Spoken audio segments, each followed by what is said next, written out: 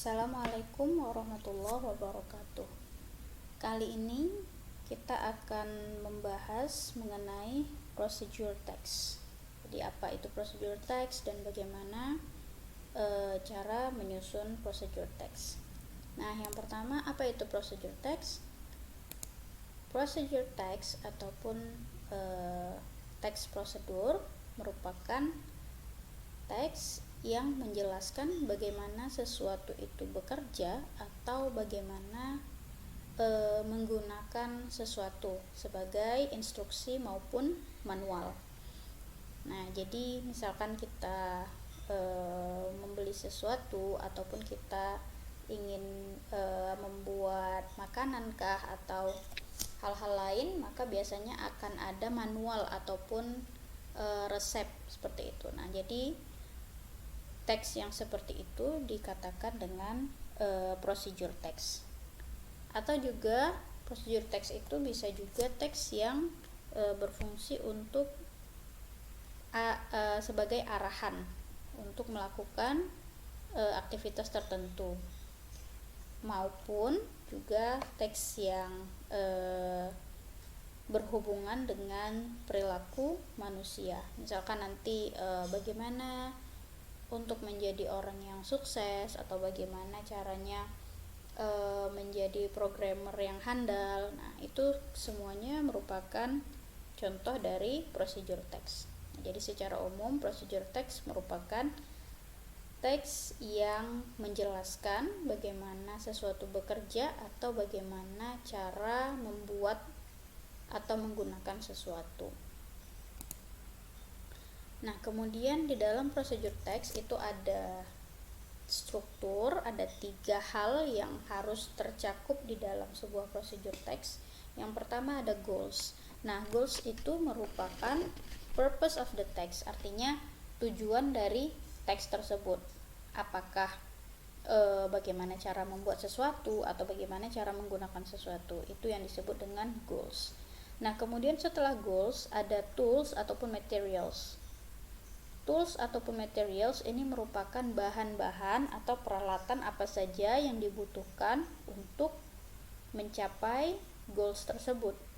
Nah, kemudian yang terakhir ada steps. Steps ini merupakan rangkaian atau langkah-langkah yang menjelaskan bagaimana cara untuk mencapai tujuan tadi yang di awal. Nah, kemudian supaya lebih jelas kita lihat contohnya di sini. Di sini ada contohnya how to make tomato soup. Nah, goals-nya itu adalah how to make tomato soup. Tomato soup ini merupakan goals-nya. Nah, kemudian untuk materials-nya sudah sangat jelas di sini. Disebutkan ada beberapa materials, ada water, pepper, garlic, dan lain-lain. Dan kemudian yang terakhir ada step. Nah, ada 5 steps di sini untuk dapat mencapai goals tadi, tomato soup. How to make tomato soup.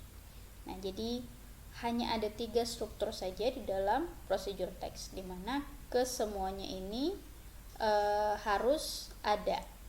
Nah, tapi nanti bisa dilihat pada contoh, misalkan kita melihat buku manual.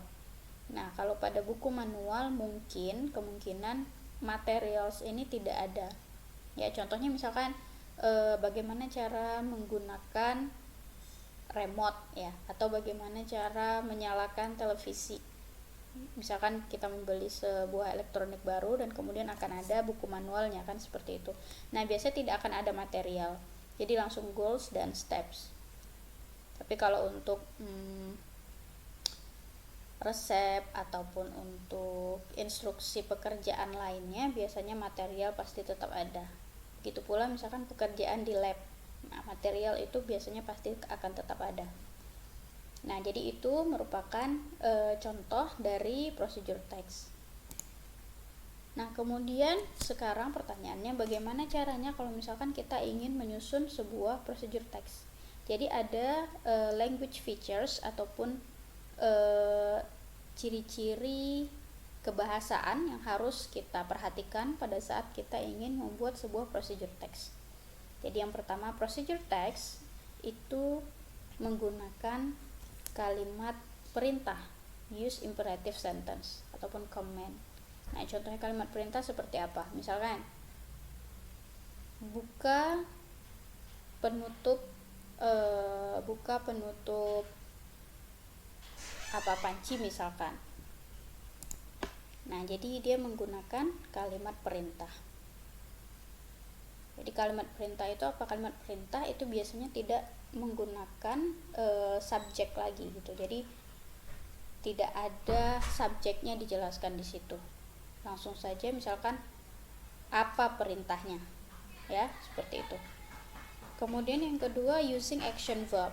Jadi procedure text ini menggunakan action verb. Apa itu action verb? Action verb itu merupakan kata kerja yang menunjukkan aktivitas dari kata benda. Kata benda itu bisa jadi manusia, hewan. Ya, jadi action verb ini merupakan kata kerja yang menunjukkan aktivitas, baik aktivitas fisik, contohnya apa? Run, eat, drink, sleep. Nah, itu aktivitas fisik, maupun aktivitas mental seperti think. Nah, itu aktivitas mental. Feel, itu aktivitas mental. Jadi tidak hanya aktivitas fisik, aktivitas mental pun bisa termasuk ke dalam action verb. Jadi ada sangat banyak action verb ini ya. Jadi kalau misalkan ingin tahu lebih banyak tentang action verb, jadi masing-masing nanti bisa lakukan pembelajaran mandiri tentang action verb ini. Nah, kemudian yang ketiga, use connective sequences. Jadi connective sequences ini merupakan kata penghubung yang menunjukkan alur gitu, yang menunjukkan urutan. Nah, misalkan first, second, then, after that. Nah, seperti itu. Kemudian yang keempat ada use adverbs. Nah, adverb ini merupakan keterangan. Untuk apa? Untuk menunjukkan bagaimana sesuatu itu dikerjakan secara detail. Misalkan potong cut the onion into pieces misalnya. Nah, into pieces di sini merupakan adverb. Cara, bagaimana caranya agar sesuatu itu dilakukan dengan akurat atau dengan benar. Kemudian bisa juga place, tempat. Bisa juga waktu. Misalkan tunggu sampai 5 detik sehingga lampu indikator menyala misalnya. Nah, itu merupakan adverb untuk menunjukkan detail time, place, accurate way. Nah, yang terakhir fiturnya adalah using simple present tense. Nah, ini yang harus paling diperhatikan karena dalam membuat procedure text itu tidak mungkin menggunakan tenses yang lain. Jadi memang harus menggunakan simple present tense. Nah, sekarang coba kita lihat contohnya sambil kita melihat language features yang ada di contoh tersebut. Nah, jadi kelima language features ini mungkin tidak ditemukan keseluruhan di dalam suatu procedure text. Jadi tidak wajib ditemukan kelima-limanya. Seperti itu. Tidak wajib ditemukan kelima-limanya. Kita lihat contohnya ya. Nah, di sini ada contoh how to use camera. How to use camera. Jadi yang pertama, handle the camera and turn on it. Nah, ini menggunakan imperative sentence. Handle the camera and harusnya turn it on. Jadi dia tidak lagi menggunakan subjek, jadi dia langsung menggunakan kalimat perintah di sini. Kemudian ada action verb, handle itu merupakan action verb. Kemudian ada connective sequence, ada di sini. Then a light should appear that let you know the camera is set to go. Nah, ini merupakan connective sequence. Kemudian adverb. Ada adverb di sini? Ada. Until you get the best view. Ini merupakan adverb. Dan yang terakhir simple present tense. Semua kalimat pada steps ini menggunakan simple present tense. Nah, jadi di dalam contoh ini kita bisa temukan ke 5 language features yang tadi sudah kita bahas sebelumnya. Tapi nanti mungkin ada di beberapa prosedur teks lain, contoh prosedur teks yang lain mungkin tidak ada connective sequencesnya. Jadi hanya menggunakan angka saja. Akan step yang pertama ini, yang kedua ini. Jadi tidak gunakan connective sequence. No problem, tidak masalah. Atau mungkin nanti dia tidak menggunakan adverb. Bisa mungkin. Tapi untuk imperative sentence, action verb dan juga simple present tense biasanya pasti tetap ada untuk setiap prosedur teks. Baik, saya kira untuk materi prosedur teks sudah cukup dan sudah sangat jelas semuanya. Kemudian sekarang saya akan jelaskan mengenai tugas yang harus dikerjakan setelah mempelajari materi ini. Nah, jadi ini tugas untuk minggu depan.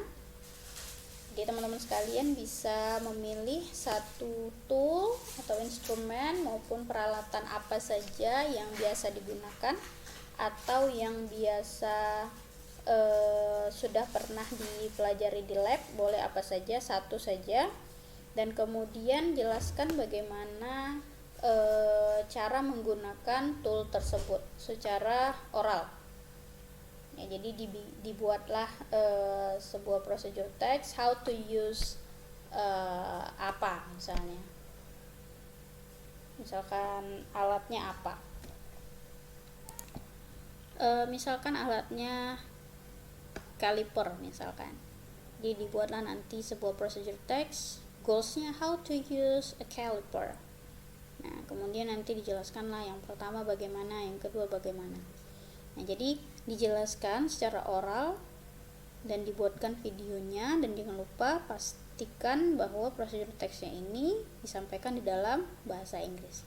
Nah, jadi dibuat prosedur teksnya, kemudian disampaikan secara oral dan direcord dalam bentuk video. Nah, jadi video yang sudah direcord tadi kemudian diupload ke akun YouTube-nya masing-masing, dan kemudian nanti silakan melaporkan atau mengumpulkan link dari video yang telah diupload tadi ke learning. Nanti akan saya buatkan tempat untuk tempat untuk membuat link YouTube masing-masing dari video yang sudah diupload tadi. Jadi itu merupakan tugas dari materi pada minggu ini. Saya rasa untuk materinya sudah sangat jelas, tapi apabila masih ada pertanyaan terkait materi ini, nanti bisa disampaikan pada forum diskusi. Baik, saya akhiri materi pada kesempatan kali ini. Assalamualaikum warahmatullahi wabarakatuh.